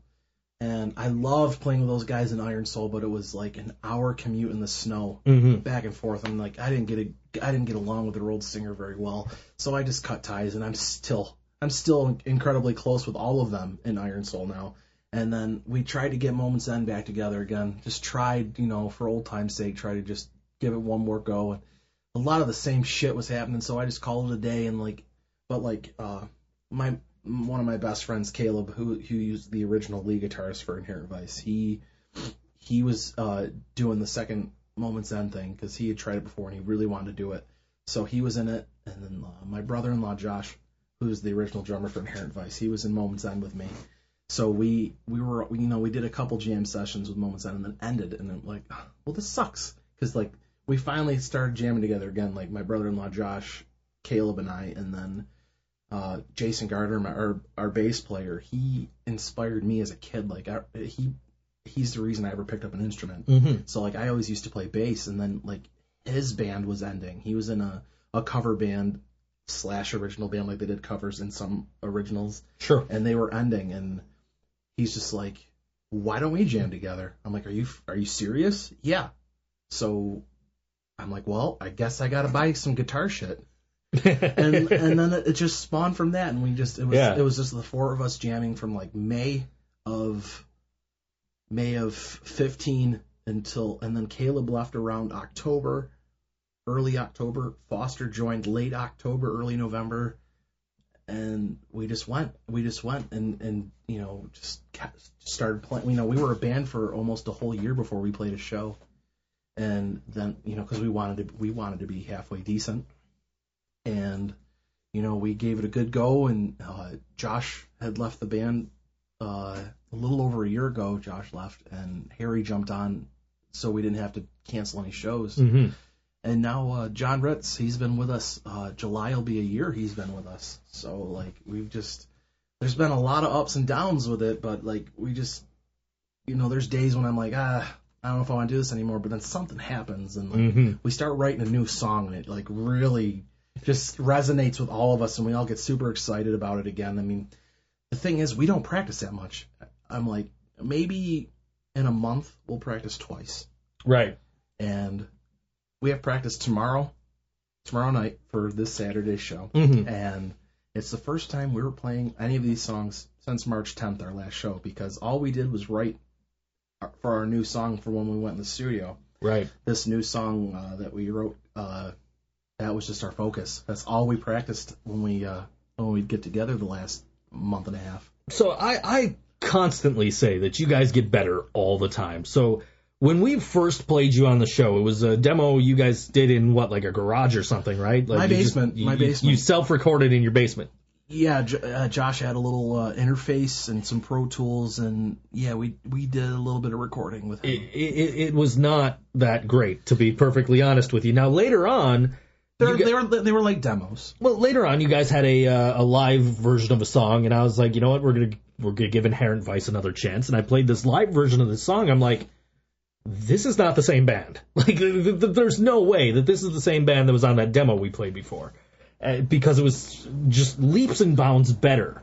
Then you guys put out Peaks and Valleys, and we've played that entire album on this show over the course of since you put it out. Yeah, and that entire thing is just so good. And now you've just released this brand new song. Yeah. And it's so good. Like, and I listened to it once, like after you sent it to me. I listened to it once. I walked out to the living room and I heard the song playing. And Karina was watching. You guys put out a video of you guys in the studio. Yeah, John's son JJ. He was hanging out with us the whole day in the studio, and he was just shooting us while we were recording, and he pieced it all together for us. And that was pretty cool. And like as soon as I walked out, I'm like, hey, that's the new Inherent Vice. Yeah. And it's just like, it's so good. And it's just, like I said, everything you guys do is better than the last thing you did. And just, I am so looking forward to seeing you this Saturday, because it's just going to be the best Inherent Vice show ever. Well, I hope so. Because I hope we don't fucking suck for you, Joe. every Inherent Vice show I've been to has been the best Inherent Vice show ever, because they're just better every time. You keep improving, and it's just incredible. That means a lot to me. And I can't even, not a lot of times when I don't have words, but when somebody says something nice about me, not a lot of people say a lot of nice things about me. But so when somebody does, it's touching. And I'm not the only one that feels this way. I was going through my On This Day, and I mentioned this on last week's show. Yeah. I was going through my On This Day, and there was something about like going to see Inherent Vice.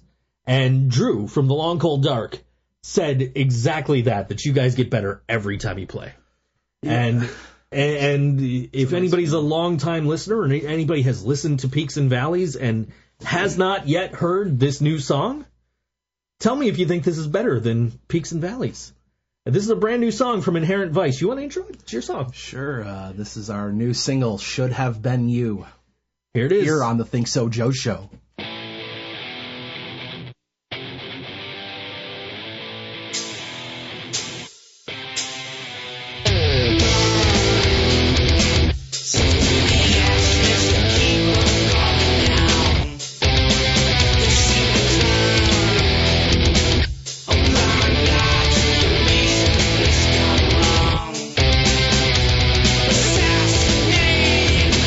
Walking around like a talking son.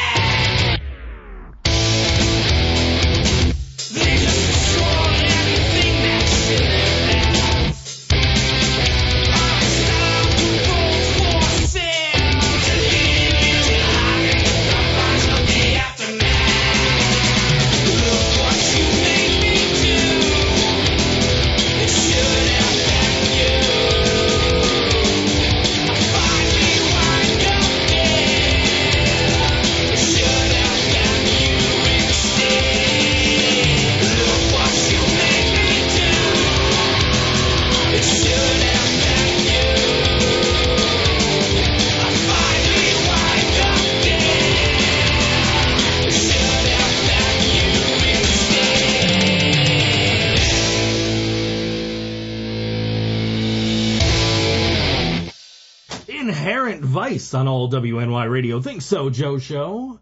That's the new song. Yes, that is the new song. Should Have Been You. That's available on your Bandcamp. You could get it for free. Yeah, our whole discography is for free. Well, all 6 songs. All 6 songs. They're free. I mean, free music. I mean, Yeah. we're getting a few streams, but like, not the downloads. Nobody's downloading. It's free. Free. I already have the. You sent them all to me. Yeah, man. This is gonna be a cool show on Saturday. It's gonna be a lot of fun. I love playing out.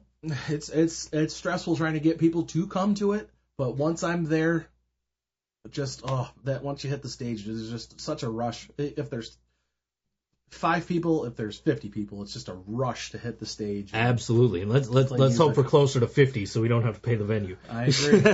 Especially since I'm donating my portion to charity, so we want to make sure we get as much as we can. Oh, I'm sure there'll be people. I'm just saying. Yeah. No, I would imagine so. I'm gonna turn us up slightly, just a hair there. Yeah. My old band played plenty of empty venues when the Forum. Every time we played there was empty, except for like once maybe. I have definitely played at least one empty venue. So, I would say like I've played plenty of shows where it was just us and one of the other bands. So like we did Fast Freddy's in Depew, that go-kart place out there. My God, I used to go there all the time and race go-karts. So that was my first time ever driving a go-kart. It did not go well. Anyway. And you played a show there? We played a show there. No shit. Yeah, it was us and a band called Medicated Silence, whose name last week I could not think of. But yeah, us and Medicated Silence, and it was us, Medicated Silence, and like a handful of people that came with them, and we drove through a blizzard to get there. Yeah.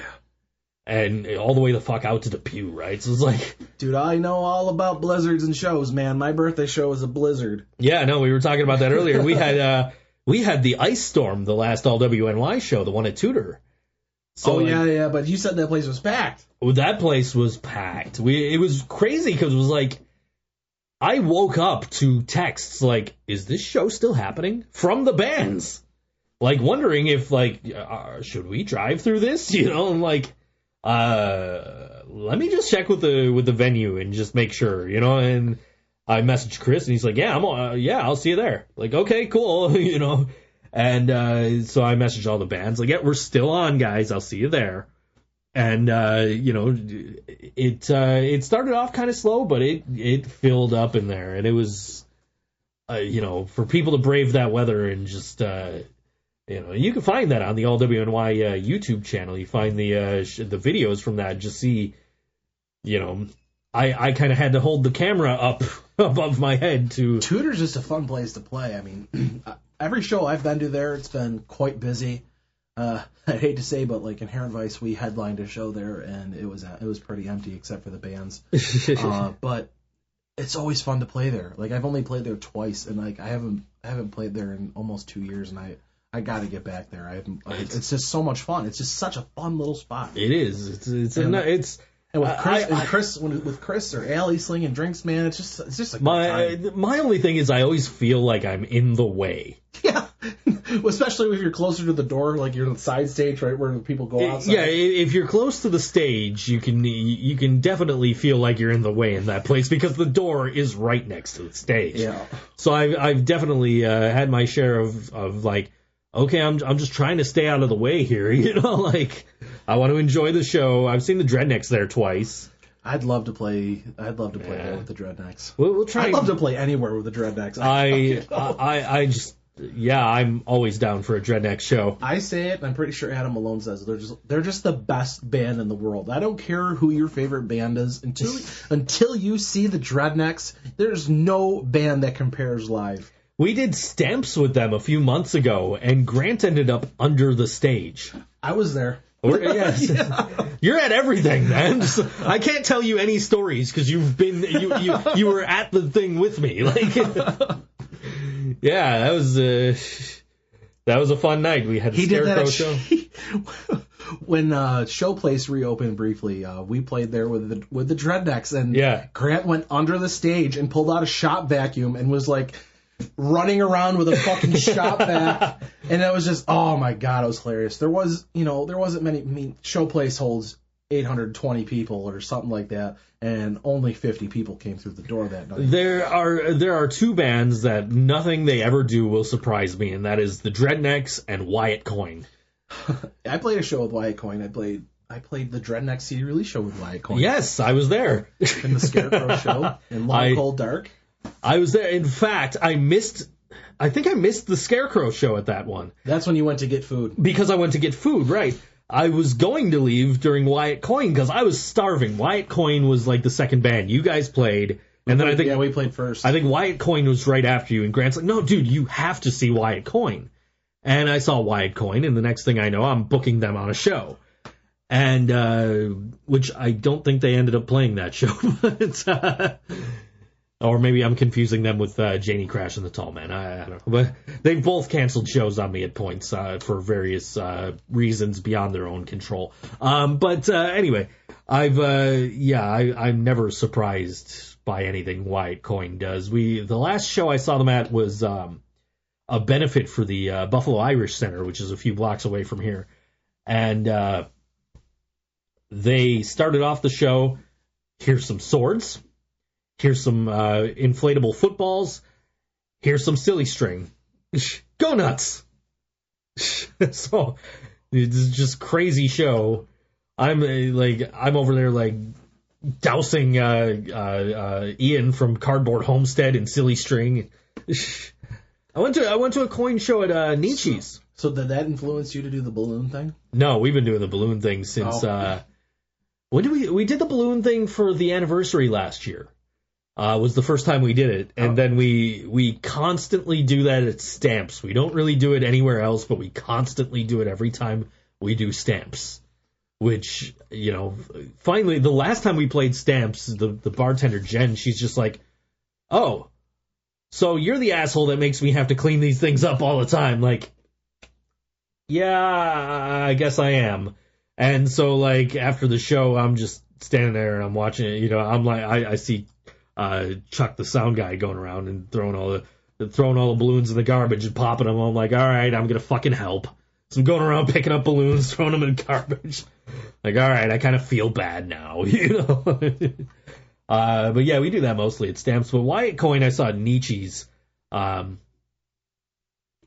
were opening for Dirty Smile, and they're like, who wants to come up on stage and have a sword fight? So, like, there's me and, like, 6 other people up on stage at Nietzsche's with, like, foam swords, having a sword fight.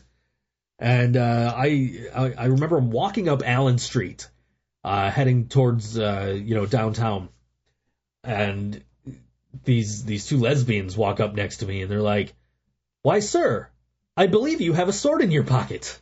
It's like, yeah, I was just at a rock concert over at Nietzsche's there, and the band had us have a sword fight. So, Dude, that Nietzsche's, when we did your show at Nietzsche's, like, oh my god, like the weather, it was awfully shitty the week before, but then it had semi-warmed up, so, in the 20s or 30s, it warmed up. and those sidewalks on Allen Street were just, they were so slippery, because I was going out looking for food, and there was this burger place I wanted to try that I heard was so good, and I went there, and I said, I walked past it. I even had Google Maps open, like, with the foot traffic option. So I'm walking, so looking at where the hell am I going? And I get there, and I'm like, just one? You're looking at 45 minutes. I'm like, just me, just one person? I'm waiting 45 minutes to eat? 45 minutes to sit down. I'm like, oh my gosh. So I walked back and got wings at GBGB's across the street from Nietzsche's. Right. I just, oh my god. Yeah, the night of that Nietzsche show, you had messaged me like, hey man, we're here, and we're just... I'm home. I'm like, yeah, my shower just exploded. I'll be there whenever I can. And I'm like trying to find the shutoff valve for my water, because like there's water everywhere. And I'm like trying to get a hold of my landlady, and I'm like, this is like, no, there's water flying everywhere, and like it's flying out like the side of this hose, and Karina's like trying to grab a bucket. Like, it helped. I mean, for as shitty as it still was, that was a pretty successful show. It was, yeah. A lot of people there. We did pretty well. Hey, you didn't show Karina in the song break. I did not. Shh, I'm not sharing. Yeah. I got your wife was kind enough to hit up the local Dollar General there and pick me up some of these orange vanilla cream Oreos. I haven't opened them yet. I was M&M's, not Oreos. M&M's, you're correct. It's usually Oreos with the wacky flavors. Yeah. I'm gonna open them right now. Actually, I'm gonna try them. On air. I'm gonna do it on air. So this will be a testament because do or die time, folks. Karina actually brought me home from Arby's a creamsicle milkshake. Milkshake. Good. They're good. Oh, it was really good. I was really appreciative of that. It was a large, so it was like, yeah, okay, cool. All right, here goes. I'm gonna try these on air. So all right, let's do this.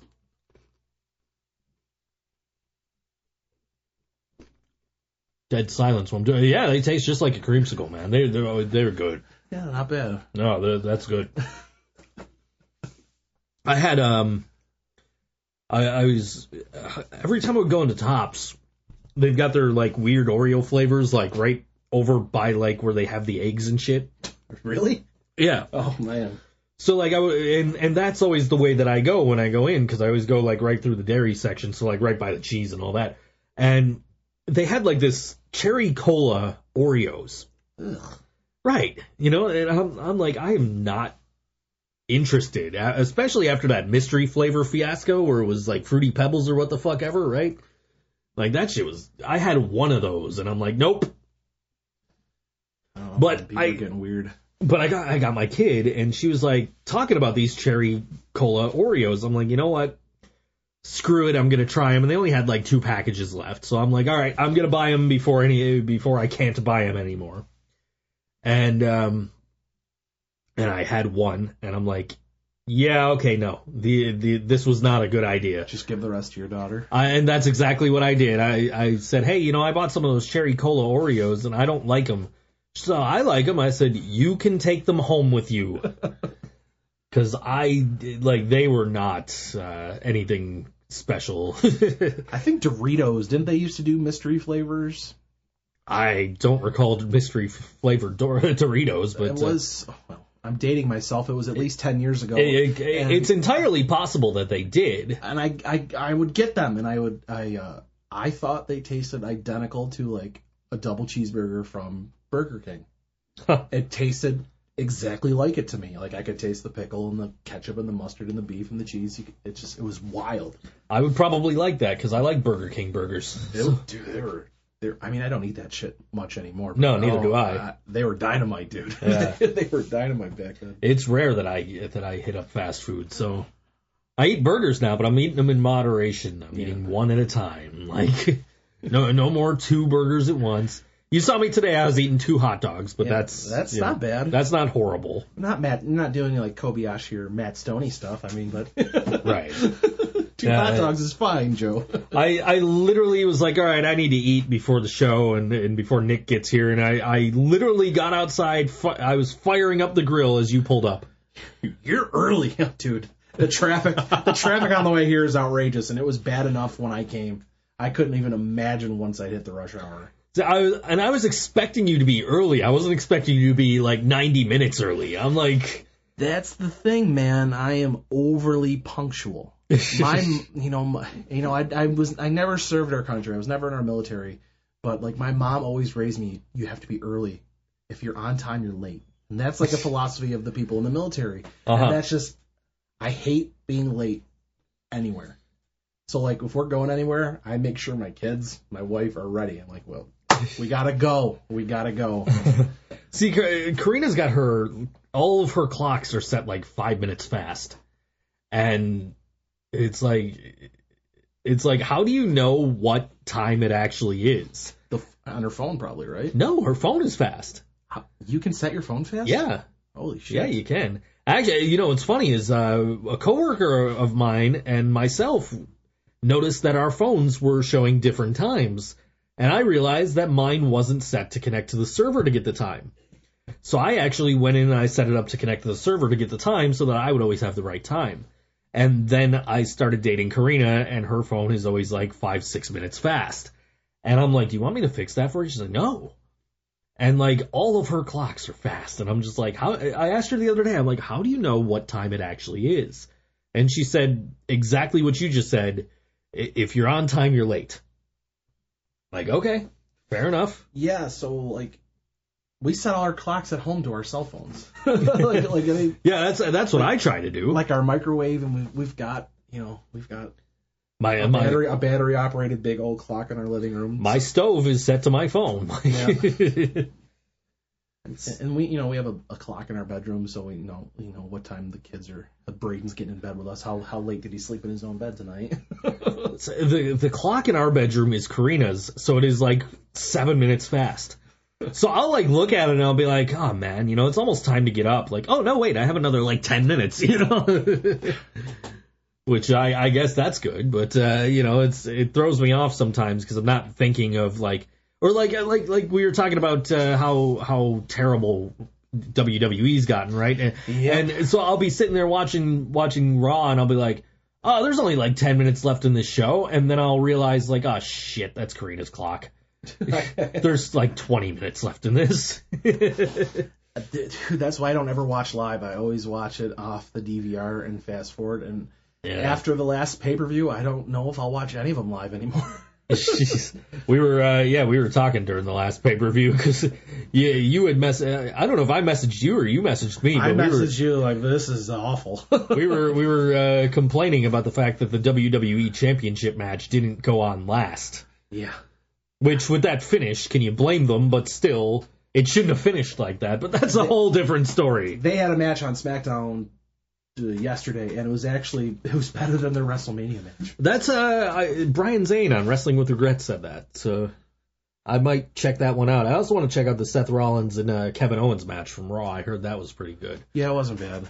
Yeah, I don't know. I didn't watch either of them because it was like, ooh, they're in London. Spoilers. Yeah, dude. Like I told you when I was watching that pay-per-view, the only one that was good was Miz and Seth Rollins. It was the only good match on the card that night. I don't disagree. I kind of enjoyed the Raw women's title match. It was the SmackDown women's title match. Carmella and Charlotte. You enjoyed the Carmella match? There was no chemistry, no nothing. I thought they told shit. You thought it told a story? I thought they told a good story. I don't know what the hell. I fell asleep and woke up, and that was the match that was on. It's like, oh, okay, this is kind of entertaining. None of it made any sense. The way they paced it, nothing. How they haven't stripped her of the belt yet is beyond me. And then I went back and I skipped the tag team match to watch the Elias segment. Yeah, I remember you saying that. I literally, I'm trying to figure out how to do it, because, how do I rewind and get back to that? Because he's got an album coming out. I don't know when, but I want to get it. Yeah, I heard him talking about it on Table for Three. Yeah, I watched that too. I've been looking forward to that, and as soon as I saw that was the one that was going to be on, I'm like, I'm watching Table for Three before I do anything.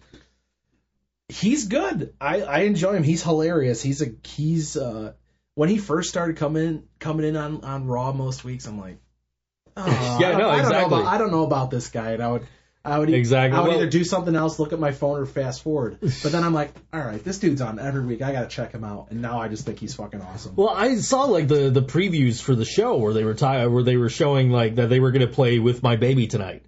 Yeah. And my buddy Andrew J. Reimers, the first time that I had him on, one of the first times I had him on Board Wrestling Fan, I challenged him. I said, I challenge you to do an acoustic arrangement of With My Baby Tonight on the show. And he came in and he nailed it. And we eventually sent it to Brian James, Road Dogg. And he was like, dude, that's better than mine.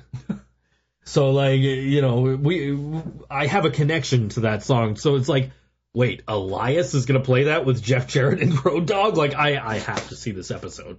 So as soon as I saw that was the episode, yep, I'm watching this. I love that Speaking of this... Because we got to get out of here. Speaking of this, they are playing. Oh, is your clock set fast, or did Karina set your computer? No. Okay. We got about 4 minutes, and right. we got a 3-minute and 53-second song. So. We're out of time. Yeah, so we're pretty much out of time here.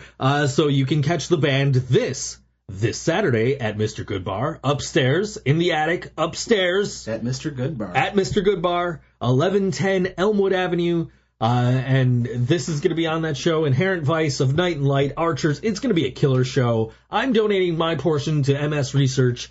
So, come on out, have a good time, enjoy, hang out with good friends at Goodbar and all that fun stuff. And this is a track from the band This, and it's called Bitter on all WNY Radio, ThinkSoJoe Show, and I'll see you next week. Whenever the song starts, there it is.